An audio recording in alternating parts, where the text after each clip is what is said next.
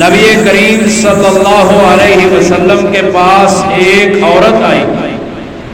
اس نے آ کر آپ علیہ الصلوۃ والسلام سے کسی چیز کا مطالبہ کیا کہ مجھے فلاں چیز دیجیے. اس وقت وہ چیز نبی صلی اللہ علیہ وسلم کے پاس موجود نہ تھی، تو آپ علیہ السلام نے فَأَمَرَهَا أَن تَرْجِعَ، آپ علیہ السلام نے فرمایا کہ اب وہ واپس چلی جائے، دوبارہ پھر کبھی آنا.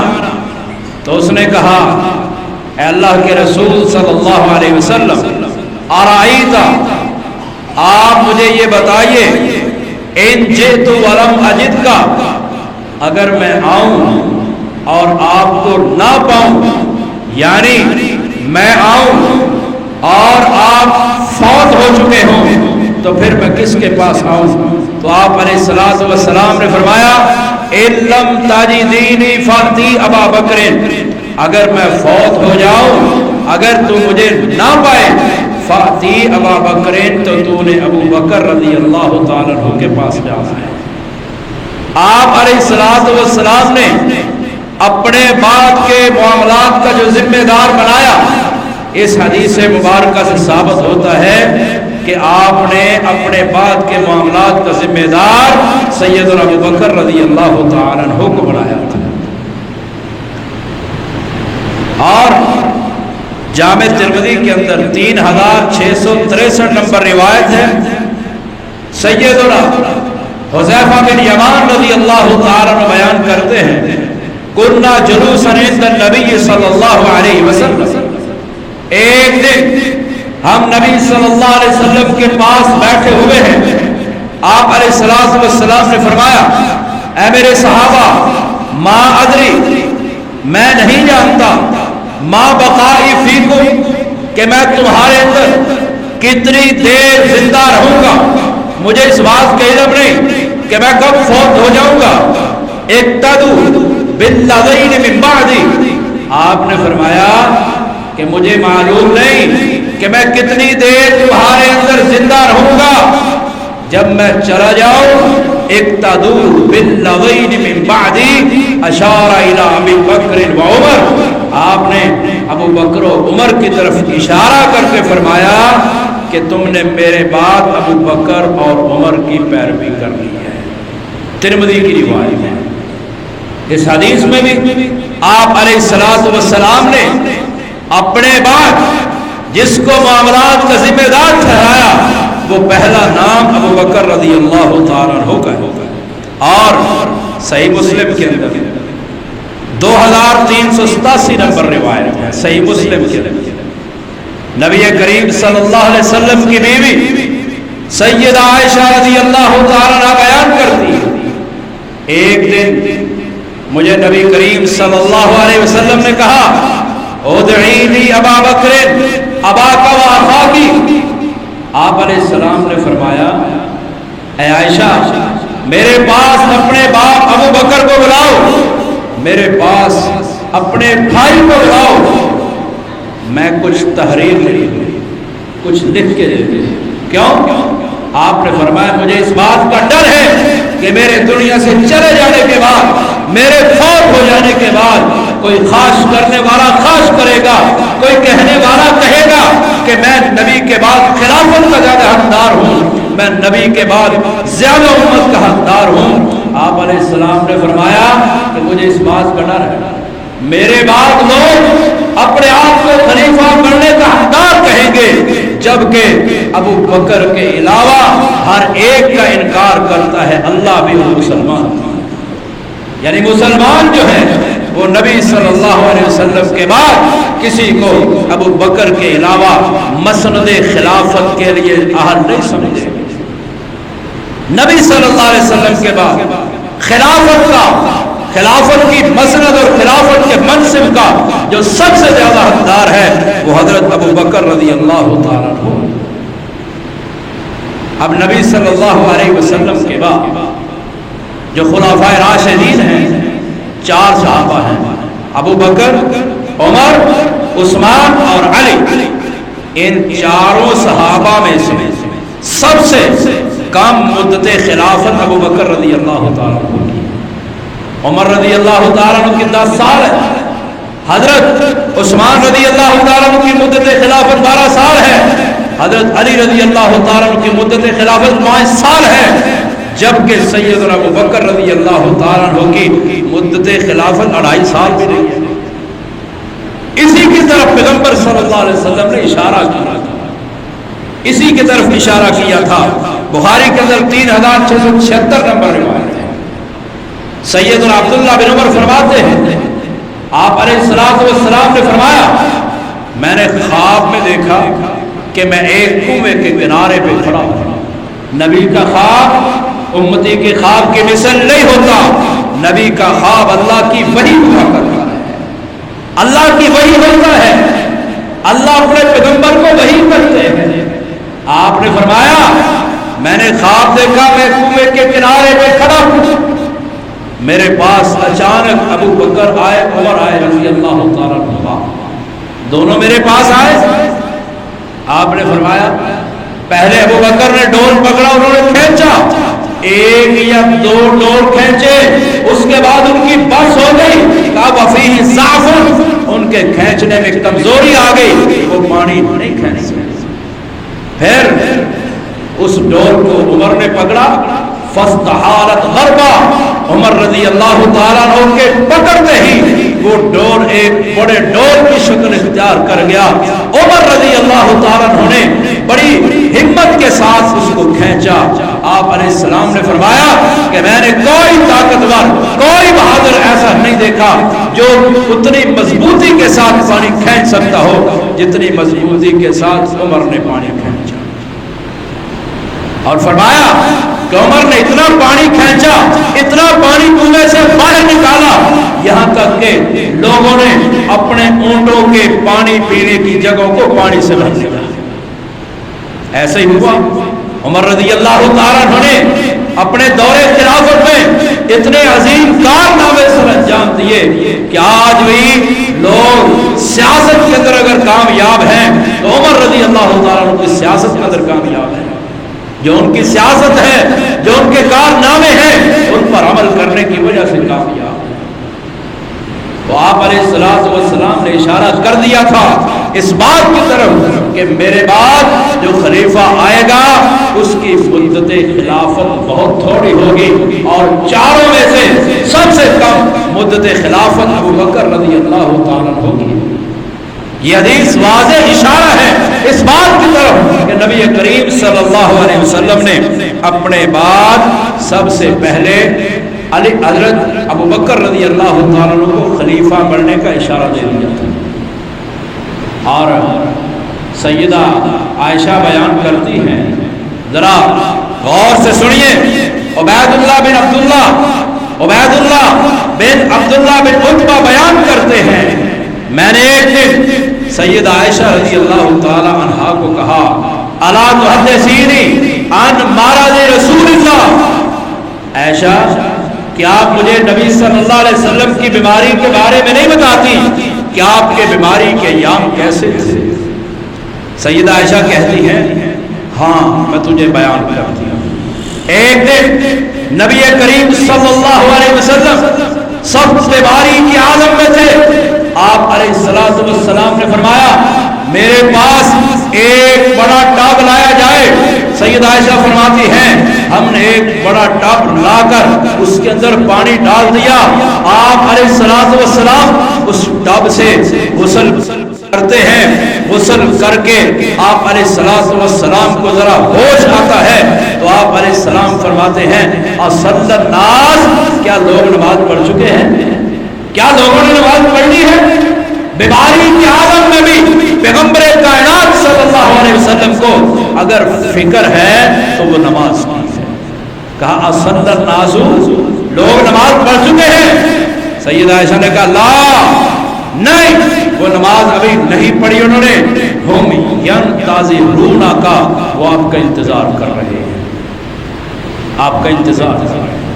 آپ علیہ السلام کھڑے ہوئے نماز پڑھانے کے لیے جانے لگے، پھر آپ علیہ السلام کی ہمت جواب دے گئی، آپ علیہ السلام پھر جب ہمت جواب دے جاتی ہے، آپ پر غشی طاری ہو جاتی ہے، پھر ہوش آتا ہے، آپ علیہ الصلوۃ والسلام پھر غسل کرتے ہیں، غسل کرنے کے بعد کہتے ہیں اصل الناس، کیا لوگوں نے نماز پڑھ لی؟ لوگ نماز پڑھ چکے ہیں؟ سیدہ عائشہ نے کہا لا هم ينتظرونک، اللہ کے نبی ابھی انہوں نے نماز نہیں پڑھی، وہ آپ کا انتظار کر رہے ہیں، وہ آپ کے انتظار میں ہیں۔ آپ علیہ الصلوۃ والسلام نے پھر ایسے ہی کیا، 3 مرتبہ آپ پر غشی طاری ہوتی ہے، اور تینوں مرتبہ ہوش آنے کے بعد آپ یہی کہتے ہیں کیا لوگ نماز پڑھ چکے ہیں؟ تیسری مرتبہ کے بعد جب ہمت نہ پڑی، آپ نے فرمایا مروا من یصلی بالناس، کسی کو حکم دو وہ لوگوں کو نماز پڑھا دے، لوگوں کو حکم دو کہ کسی کو وہ کہیں نماز پڑھا دے۔ سیدہ عائشہ فرماتی ہیں ابو بکر رضی اللہ تعالیٰ عنہ کو اطلاع دی گئی کہ نماز پڑھاؤ، ابو بکر رضی اللہ تعالیٰ عنہ نے کہا نہیں، میں نبی کے مصلی پہ نماز نہیں پڑھاؤں گا۔ حضرت عمر رضی اللہ تعالیٰ عنہ کو ابو بکر نے کہا اے عمر آپ نماز پڑھا دیجیے۔ کیوں؟ کان رجلا رقیقا، حضرت ابو بکر رضی اللہ تعالیٰ عنہ کا دل نرم تھا۔ سیدہ عائشہ فرماتی ہیں اتنا نرم دل تھا کہ وہ نبی کے مصلی پہ کھڑے ہو کر نبی کی زندگی میں نماز نہیں پڑھا سکتے تھے، وہ رونے والے آدمی تھے، وہ آپ کے مصلی پر نہیں نماز پڑھا سکتے، اس لیے آپ نے کہا عمر نماز پڑھاؤ۔ حضرت عمر نے کہا ابو بکر نہیں، آپ کی موجودگی میں نماز نہیں پڑھا سکتا، آپ پڑھائیے۔ حضرت ابو بکر رضی اللہ تعالیٰ عنہ نے نماز پڑھانا شروع کر دی، نماز پڑھا رہے ہیں۔ جتنے دن نبی صلی اللہ علیہ وسلم بیمار رہے اتنے دن حضرت ابو بکر رضی اللہ تعالیٰ عنہ لوگوں کو نماز پڑھاتے ہیں، لوگوں کے امام رہے۔ اب ذرا غور کیجئے نبی صلی اللہ علیہ وسلم کی موجودگی میں کون امام ہے؟ ابو بکر امام ہے۔ اگر ابو بکر کی امامت غلط ہوتی تو اللہ رب العالمین کبھی بھی ابو بکر کو امام نہ بننے دیتے۔ اللہ تعالیٰ اپنے نبی کو وحی کرتے کہ اے نبی آپ کا یہ کام غلط ہے، ابو بکر امام نہیں بن سکتا، کسی اور کو امام۔ پھر آپ علیہ الصلوۃ والسلام ایک دن نا حضرت ابو بکر نماز پڑھا رہے ہیں، آپ کو افاقہ ہوا، ظہر کی نماز تھی، ابو بکر رضی اللہ تعالیٰ عنہ نے ابھی نماز کا آغاز کیا، اللہ اکبر کہہ کے نماز شروع کی۔ آپ علیہ الصلوۃ والسلام کو ہمت ہوئی، آپ علیہ السلام 2 صحابہ، ایک عباس رضی اللہ تعالیٰ عنہ اور ایک علی رضی اللہ تعالیٰ عنہ، دونوں کے کندھوں پہ ہاتھ رکھ کر مسجد میں، بیمار اتنے ہیں کہ چل نہیں سکتے، لیکن نماز پڑھنے کے لیے پیغمبر صلی اللہ علیہ وسلم اپنے 2 صحابہ کے کندھوں پہ ہاتھ رکھ کے مسجد میں آئے۔ ہم تو بیمار بھی نہیں ہوتے، نمازیں چھوڑ رہے ہیں، ہمارے پاس بہانے ہیں۔ پیغمبر صلی اللہ علیہ وسلم کی حالت یہ ہے، سیدہ عائشہ فرماتی ہے جب آپ علیہ السلام نماز کے لیے آ رہے تھے تو آپ علیہ السلام کے پاؤں زمین کے اوپر لکیریں کھینچ رہے تھے، آپ کے پاؤں زمین پر لگ رہے تھے، اور آپ مسجد میں آئے۔ جب مسجد میں داخل ہوئے ابو بکر رضی اللہ تعالیٰ عنہ کو معلوم ہو گیا کہ نبی صلی اللہ علیہ وسلم آگے ہیں، ذہب یتأخر، حضرت ابو بکر پیچھے ہٹنے لگے۔ نبی صلی اللہ علیہ وسلم نے اشارہ کیا، کہا ابو بکر اپنی جگہ پہ کھڑے ہو کر نماز پڑھاؤ۔ ابو بکر نماز پڑھاتے رہے۔ پھر آپ نے اپنے صحابہ کو کہا، دونوں کو، عباس اور علی کو، کہ تم دونوں مجھے نبی ابو بکر کی بائیں جانب بٹھاؤ۔ انہوں نے ابو بکر کی بائیں جانب بٹھایا۔ ابو بکر رضی اللہ تعالیٰ عنہ کے امام نبی صلی اللہ علیہ وسلم تھے، اور لوگوں کے امام ابو بکر تھے رضی اللہ تعالیٰ عنہ۔ صحیح بخاری کی حدیث ہے، نبی کریم صلی اللہ علیہ وسلم نے اپنی زندگی میں جس کو امام بنا دیا، جس کی خلافت کی طرف اشارہ کر دیا، وہ حضرت ابو بکر رضی اللہ تعالیٰ عنہ ہے۔ اور ابو بکر رضی اللہ تعالیٰ عنہ امامت کے زیادہ حقدار ہے۔ ابو داؤد کے اندر 4661 نمبر روایت ہے حضرت عبداللہ بن زبا اور رضی اللہ تعالیٰ عنہ فرماتے ہیں لما استعیذ برسول اللہ صلی اللہ علیہ وسلم، اللہ کے رسول صلی اللہ علیہ وسلم پر بیماری شدت اختیار کر گئی، بیماری سخت ہو گئی، انتہائی شدت اختیار کر جاتی ہے، آپ علیہ السلام کہتے ہیں مروا من یصلی بالناس، کسی کو حکم دو کہ وہ لوگوں کو نماز پڑھا دے، کسی کو۔ عبداللہ بن زمع رضی اللہ تعالیٰ فرماتے ہیں میں اٹھا مسجد میں گیا، دیکھا کان ابو بکر غائبا، ابو بکر رضی اللہ تعالیٰ مسجد میں نہیں تھے، عمر تھے، میں نے عمر کو کہا رضی اللہ تعالیٰ اے عمر آپ نماز پڑھا دیجیے۔ عمر رضی اللہ تعالیٰ آگے بڑھتے ہیں، آواز سن کے بلند تھی، قدرتی طور پر آواز بلند تھی، بلند آواز سے کہتے ہیں اللہ اکبر، نماز شروع کر دی بلند آواز سے۔ حضرت عمر رضی اللہ تعالیٰ آپ علیہ السلام نے جب حضرت عمر کی آواز کو سنا، اپنے کمرے سے پردے کو پیچھے ہٹایا، کمرے سے پردے کو پیچھے ہٹا کر 3 مرتبہ غصے میں کہتے ہیں لا لا لا، یعنی ابو بکر کی موجودگی میں کوئی اور امامت نہیں کروا سکتا۔ نماز پڑھ لی، مکمل ہو گئی، صحابہ کرام نے نماز پڑھ لی، عمر نے امامت کروا دی رضی اللہ تعالیٰ عنہ، صحابہ کرام رضوان اللہ علیہ مجمعین نماز پڑھ چکے، آپ علیہ السلام نے ابو بکر کی طرف پیغام بھیجا، ابو بکر رضی اللہ تعالیٰ عنہ آئے، آپ علیہ السلام نے کہا اے ابو بکر یہ نماز دوبارہ پڑھاؤ جو عمر رضی اللہ تعالیٰ عنہ پڑھا چکا۔ اب ابو بکر رضی اللہ تعالیٰ عنہ دنیا میں موجود ہیں، عمر نے نماز پڑھائی، آپ علیہ السلام نے وہ نماز دوبارہ پڑھائی۔ نماز دوبارہ کب پڑھی جاتی ہے؟ ایک بندہ اگر نماز پڑھ چکا ہے وہ دوبارہ نماز نہیں پڑھ سکتا۔ مثلا ایک نے ظہر کے فرائض ادا کر لیے، ظہر کی نماز پڑھ لی، اب وہ دوبارہ ظہر کی نماز نہیں پڑھ سکتا، کیونکہ ایک مرتبہ فرض ہے دن کے اندر۔ کب پڑھے گا؟ جب پہلی مرتبہ صحیح نہ پڑھی گئی، پہلی مرتبہ ہوئی نہ ہو، پھر دوبارہ پڑھی جاتی ہے۔ آپ نے فرمایا ابو بکر یہ نماز دوبارہ پڑھاؤ، جس کا مطلب یہ ہے کہ ابو بکر کی موجودگی میں اگر کوئی نماز پڑھائے اس کی نماز نہیں ہوگی، نماز وہ ہوگی جو ابو بکر رضی اللہ تعالیٰ عنہ پڑھائے۔ اور یہ واقعہ نبی صلی اللہ علیہ وسلم کے بعد کا نہیں ہے، نبی صلی اللہ علیہ وسلم کی زندگی کا واقعہ ہے۔ آپ علیہ السلام واضح اشارہ دے رہے ہیں۔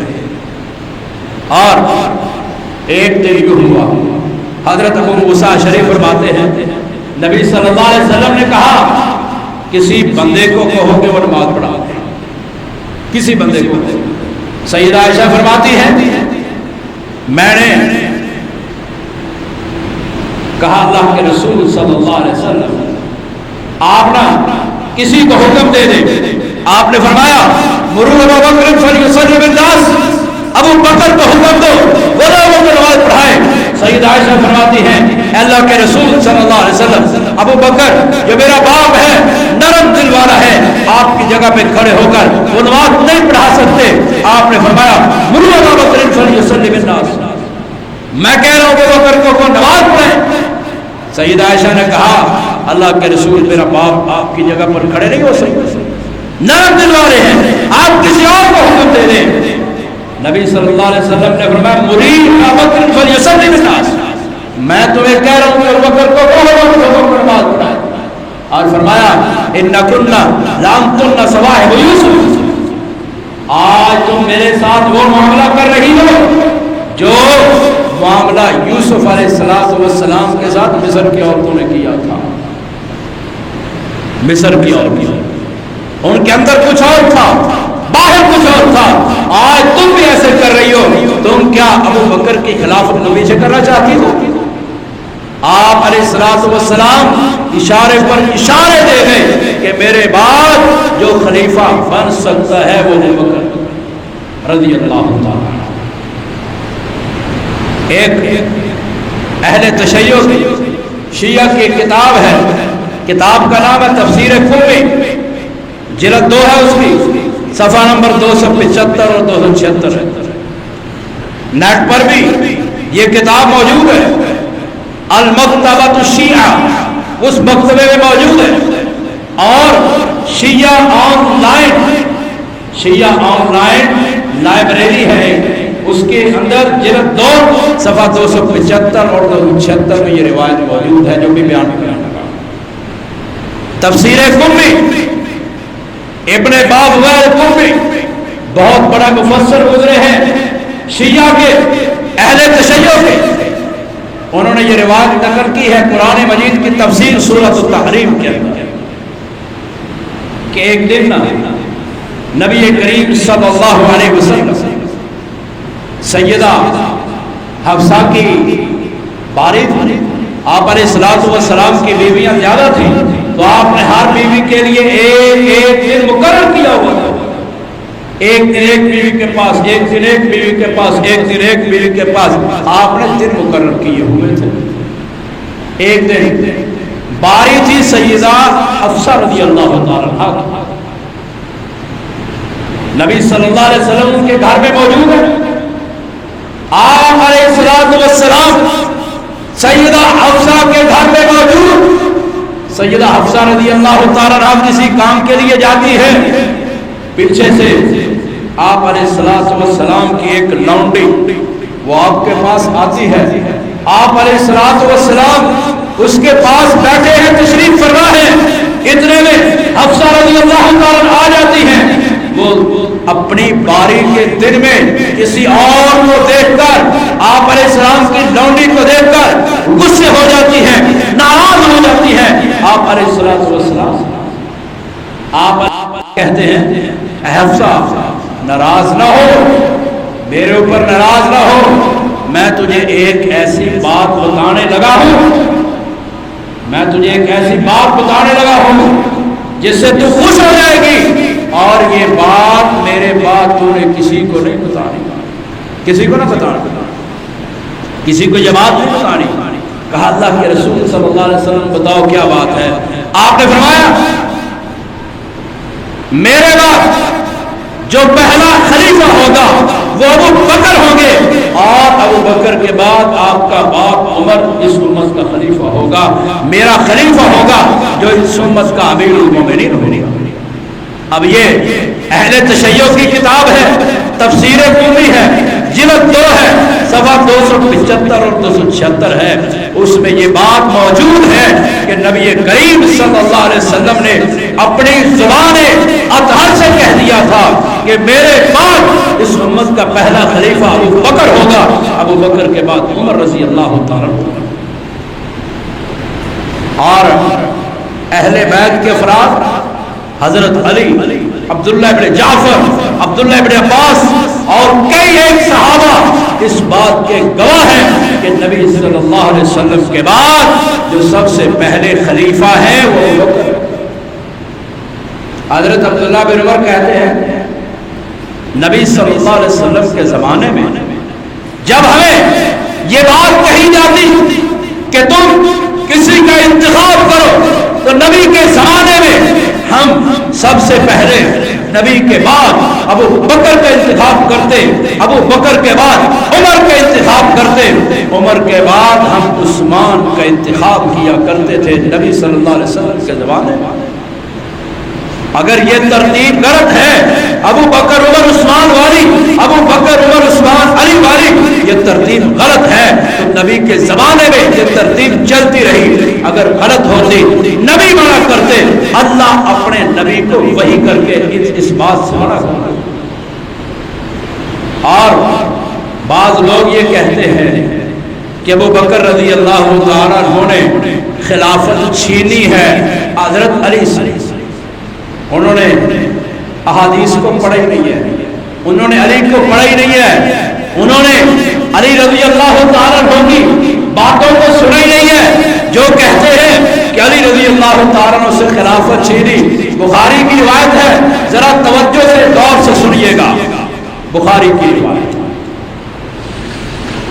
جب سیدنا محمد الرسول اللہ صلی اللہ علیہ وسلم کی وفات ہوئی، آپ کی وفات کے بعد سیدہ فاطمہ الزہرا رضی اللہ تعالیٰ عنہ نے ابو بکر رضی اللہ تعالیٰ عنہ کی طرف پیغام بھیجا کہا اے ابو بکر میرے باپ کی میراث مجھے دیجیے، میرے باپ کی میراث دیجیے۔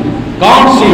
جو مال فہ ہے وہ دیجیے، جو باغ فتح ہے اس کی میراث دیجیے، اور جو خیبر کا مال ہے اس میں سے ہمیں خمس دیجیے، ہمیں میراث دیجیے۔ سیدنا ابو بکر رضی اللہ تعالیٰ عنہ نے جب یہ سیدہ فاطمہ الزہرا رضی اللہ تعالیٰ عنہ سیدہ نساء اہل جنہ، اہل جنت کی عورتوں کی سردار فاطمہ، نبی کے جگر کا ٹکڑا فاطمہ، حسن و حسین کی ماں فاطمہ، علی کی بیوی فاطمہ رضی اللہ تعالیٰ عنہ وہ پیغام بھیجتی ہیں حضرت ابو بکر کی طرف، کہتی ہیں مجھے میراث دے دو۔ تو حضرت ابو بکر رضی اللہ تعالیٰ عنہ کہتے ہیں اے فاطمہ میں آپ کو میراث تو دے دوں، لیکن نبی کی ایک حدیث ہے وہ پہلے سن لو۔ نبی کی حدیث یہ ہے اِنَّا معاشر الانبیاء لا نورث ما ترکنا صدقہ۔ آپ علیہ السلام نے فرمایا کہ اے لوگوں سن لو، انبیاء کی جو جماعت ہے، نبی جو بھی فوت ہوتا ہے نبی کی وراثت نہیں ہوتی، نبی کی وراثت نہیں ہوتی، نبی کا وارث نہیں بنا جاتا۔ ہاں ما ترکنا صدقہ، نبی جو چھوڑ کے جاتا ہے وہ صدقہ ہوتا ہے، جو چھوڑ کے جاتا ہے وہ صدقہ ہوتا ہے۔ ہم میں سے کون ہے جو نہیں جانتا کہ اہل بیت کے لیے صدقہ گانا جائے نہیں؟ تو نبی صلی اللہ علیہ وسلم جو چھوڑ کے جاتے ہیں وہ کیا ہوتا ہے؟ صدقہ۔ کہا فاطمہ میں نبی کی بات کو تبدیل نہیں کر سکتا۔ اب اس میں غلط بات کیا؟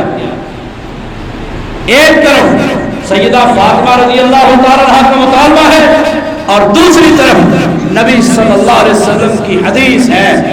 سیدہ فاطمہ کو اس حدیث کا علم نہیں تھا، انہوں نے مطالبہ کیا۔ جب نبی کی حدیث پہنچی سیدہ فاطمہ رضی اللہ تعالیٰ عنہا نے دوبارہ اس مسئلے میں حضرت ابو بکر سے کبھی بات بھی کیوں؟ سیدہ فاطمہ کو حدیث پہنچ گئی تھی، پہلے حدیث کا علم نہیں تھا، مطالبہ کیا، جب حدیث کا علم ہوا پھر کلام نہیں کی، کہا میں تم سے اس پر بات کروں گی نہیں۔ کیوں؟ حدیث آ گئی۔ پھر کیا ہوا؟ 6 مہینے گزرے، سیدہ فاطمہ کی وفات ہو گئی۔ نبی صلی اللہ علیہ وسلم کے 6 مہینے بعد سیدہ فاطمہ فوت ہو جاتی ہے، وفات ہو جاتی ہے۔ ان کی وفات کے بعد سیدنا علی رضی اللہ تعالیٰ عنہ جو تھے نا، انہوں نے ابو بکر رضی اللہ تعالیٰ عنہ کو بتایا نہیں، نماز جنازہ پڑھا دی، دفن کر دیا۔ ابو بکر رضی اللہ تعالیٰ عنہ کو نہیں بتایا، وہ بھی کچھ ناراض تھے۔ سیدنا ابو بکر رضی اللہ تعالیٰ عنہ سے ناراض کیوں تھے وہ میں بتاتا ہوں۔ ناراض کیوں؟ جب سیدہ فاطمہ کی وفات ہو جاتی ہے 6 مہینے کے بعد ان کو دفن کر دیا جاتا ہے۔ حضرت علی رضی اللہ تعالیٰ عنہ دیکھتے ہیں کہ جب فاطمہ زندہ تھی تو لوگ میرا بڑا احترام کرتے تھے، میرا بڑا مقام تھا، میری بڑی وجاہت تھی، لیکن فاطمہ کی وفات کے بعد لوگوں کے چہرے ہی تبدیل ہو گئے، لوگ مجھے اچھی طرح سمجھتے ہی نہیں ہیں، میرے مقام کو جانتے ہی نہیں۔ 6 مہینے زندہ رہی، لوگ بڑا مقام سمجھتے رہے، احترام کرتے رہے کہ یہ نبی کی بیٹی کے خاوند ہیں، علی المرتضیٰ ہے، شیر خدا ہے، فاتح خیبر ہے رضی اللہ تعالیٰ۔ لیکن جب ان کی وفات ہوئی لوگوں کے چہرے تبدیل ہوئے تو حضرت علی رضی اللہ تعالیٰ عنہ نے پیغام بھیجا حضرت ابو بکر کی طرف، کہا میرے پاس آؤ اور اکیلے ہی آنا ہے، کسی اور کو لے کر نہیں آنا۔ ذرا غور سے پیغمبر کی یہ حدیث سن لو، ابو بکر و عمر کی یہ باتیں سن لو اور اپنے دلوں کو صاف کرو، اپنے دلوں کو صاف کر لو۔ صحابہ کرام کے بارے میں اپنی زبانوں کو بند کر لو، نہ ابو بکر کے بارے میں، نہ عمر کے بارے میں، نہ عثمان، نہ علی، نہ فاطمہ، نہ عائشہ، کسی کے بارے میں اپنی زبان کو نہ کھولا کرو۔ کہا ابو بکر میرے پاس آنا ہے اور اکیلے آنا ہے۔ جب یہ پیغام آیا حضرت ابو بکر نے عمر کو کہا اے عمر علی کا پیغام آیا ہے کہ آؤ میرے پاس اکیلے ہی آنا ہے۔ حضرت عمر نے کہا اکیلے نہیں جانا، مجھے ساتھ لے کے جانا ہے۔ حضرت ابو بکر نے کہا نہیں میں اکیلے جاؤں گا. علی نے اکیلے کا پیغام بھیجا ہے, مجھے علی کیا کہے گا؟ کچھ بھی نہیں. علی نے مجھے کیا کرنے ہے؟ کچھ بھی نہیں کرے گا. جب اس نے پیغام بھیجا ہے اکیلے آنا ہے تو میں اکیلے چلا جاتا. اکیلے جب گئے تو حضرت علی کے الفاظ سنیے. کہا علی اے ابو بکر سنو, 6 مہینے تک میں نے آپ کی بیعت نہیں کی. 6 مہینے تک میں نے آپ کی بیعت نہیں کی. میں آپ سے ناراض تھا. وجہ یہ تھی کہ ہم نے آپ نے جب خلافت پر بیعت لی تو آپ نے ہمیں نہیں حصہ نہیں دیا. ہم نبی کے اہل بیت تھے, آپ ہمیں حصہ دیتے, ہمیں بھی خلافت میں سے کچھ دیتے. حضرت ابو بکر نے جب یہ بات سنی تو ابو بکر کی آنکھوں میں آنسو آ گئے. ابو بکر نے رونا شروع کر دیا. کہا علی میں اللہ کی قسم اٹھا کر کہتا ہوں میں نبی کے رشتے داروں کے ساتھ اتنا حسن سلوک کرتا ہوں کہ اتنا حسن سلوک میں اپنے رشتے داروں کے ساتھ نہیں کرتا. مجھے جتنی محبت پیغمبر کے گھرانے سے ہے اتنی محبت مجھے اپنے گھرانے سے نہیں ہے. ابو بکر کے بخاری میں الفاظ ہے. کہا ٹھیک ہے علی میں نے آپ سے مشورہ نہیں لیا, آپ کو ساتھ ملایا نہیں, لیکن مسلمانوں نے میری بیعت کی. حضرت علی رضی اللہ تعالیٰ عنہ نے کہا اے ابو بکر میں آپ سے وعدہ کرتا ہوں, آپ سے بیعت عہد کرتا ہوں کہ آج دوپہر کے وقت میں مسجد میں آؤں گا, مسجد میں آ کر آپ کے ہاتھ پر بیعت کروں گا. ظہر کی نماز کا وقت ہوا, ابو بکر نے نماز پڑھائی, علی نے پیچھے نماز پڑھی. اگر علی اور ابو بکر کے درمیان کوئی دشمنی ہوتی کبھی علی ابو بکر کے پیچھے نماز نہ پڑھتا. اور آپ کو پتہ ہے جو کربلا کے اندر لوگ شہید ہوئے, 72 لوگوں کا بتایا جاتا ہے کہ 72 لوگ شہید ہوئے. پتہ ہے ان میں سے سب سے پہلے شہید ہونے والا کون تھا؟ آپ میں سے کوئی ایک نام بتاؤ. کس سے سنتے ہو؟ کربلا کے. انشاءاللہ تعالی میں صحیح روایات کی روشنی میں کربلا کے واقعے کو بیان کروں گا کہ حقیقت کیا ہے, جھوٹ کیا ہے. آپ میں سے کوئی بندہ ہے جو اٹھ کے بتا سکے کہ مجھے پتا ہے کہ کربلا کے میدان میں سب سے پہلے جو شہید ہوا اس کا نام کیا؟ نہیں جانتے. آپ کو پتا ہے اس کا نام ابو بکر تھا اور وہ علی رضی اللہ تعالیٰ عنہ کا بیٹا تھا. آپ یہ ذرا سوچئے کیا کبھی کسی نے دشمن کے نام پر اپنے بیٹے کا نام رکھا؟ کسی کے ساتھ دشمنی ہو اور اس کا نام وہ ہو اور دشمن کے نام پہ اپنے بیٹے کا نام کبھی کسی نے نہیں رکھا. تو یہ ابو بکر رضی اللہ تعالیٰ کے نام پہ علی نے اپنے بیٹے کا نام ابو بکر رکھا. اور جو دوسرا شہید ہوا کربلا کے میدان میں اس کا نام کیا تھا؟ عمر تھا, وہ بھی علی کا بیٹا تھا. تیسرا شہید ہوا اس کا نام عثمان تھا, وہ بھی حضرت علی کا بیٹا تھا. چوتھا شہید ہوا اس کا نام عباس تھا, وہ حضرت علی کا بیٹا تھا. اور پہلے نمبر پر شہید ہونے والے ابو بکر, دوسرے نمبر پر شہید ہونے والا عمر, تیسرے نمبر پر شہید ہونے والا عثمان. اور تینوں بیٹے کس کے؟ حضرت علی کے. اگر علی کی اور ابو بکر عمر عثمان کی دشمنی ہوتی علی کبھی اپنے بیٹے کا نام ابو بکر نہ رکھتے, کبھی اپنے بیٹے کا نام عمر نہ رکھتے, کبھی اپنے بیٹے کا نام عثمان نہ رکھتے. بڑی محبتیں تھیں ان میں, بڑا پیار تھا ان میں, بڑی محبت تھی علی اور ابو بکر. کہا ابو بکر ظہر کی نماز کے وقت آؤں گا, بیعت کروں گا. ظہر کی نماز ہوئی, ابو بکر نے نماز پڑھائی, پیچھے علی نے نماز پڑھی. جب نماز مکمل ہوئی ابو بکر رضی اللہ تعالیٰ ممبر پر بیٹھ جاتے ہیں, خطبہ پڑھتے ہیں. خطبہ پڑھ کر کہتے ہیں لوگوں سنو. بیان کیا, کہا علی آج بیعت کرنے کے لیے آئے ہیں اور یہ جان بوجھ کر پیچھے نہیں رہے. ان کا ایک عذر ہے, وہ عذر یہ ہے کہ یہ سمجھتے تھے کہ ہمارا بھی خلافت میں حصہ ہے.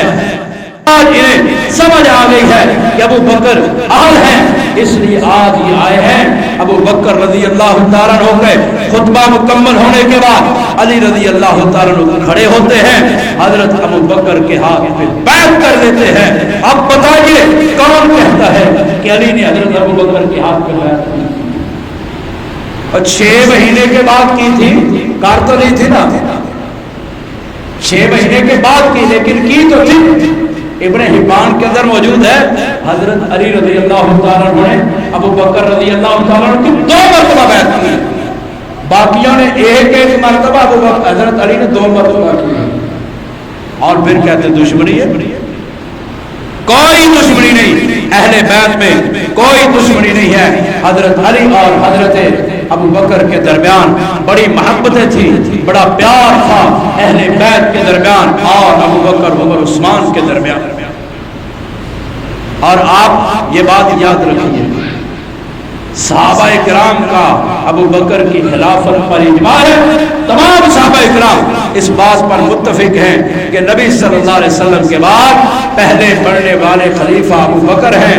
حضرت عبداللہ بن مسعود فرماتے ہیں اجمع اصحاب رسول اللہ واستخلفوا ابا بکر، نبی کے صحابہ نے اجماع کیا اور ابو بکر کو اپنا خلیفہ بنا لیا۔ اللہ رب العالمین سے دعا ہے کہ اللہ ہمیں حق بات کو سمجھنے کی توفیق عطا فرمائے۔ آخر دعوانا ان الحمد للہ رب العالمین۔